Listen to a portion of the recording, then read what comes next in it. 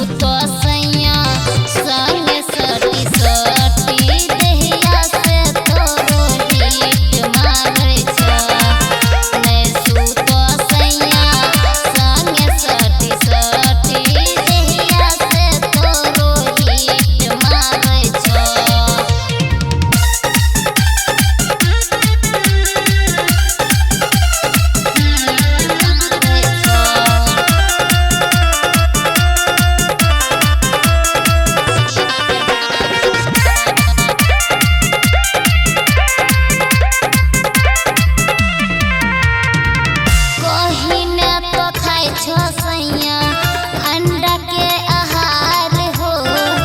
जाई छो जब तहु चौसा के बाजार हो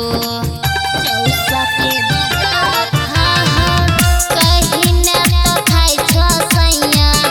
अंडा के आहार हो जाई छो जब तहु कलासन बाजार हो घर गर्मी हटी हटी देहिया से तोरो हीट मारे छो नै सूत सैया संगे सटी सटी देहिया से तोरो हीट मारे छो देहिया से तोरो हीट मारे छो हो देहिया से तोरो हीट मारे छो नै सूत संगे सटी सटी देहिया से तोरो हीट मारे छो।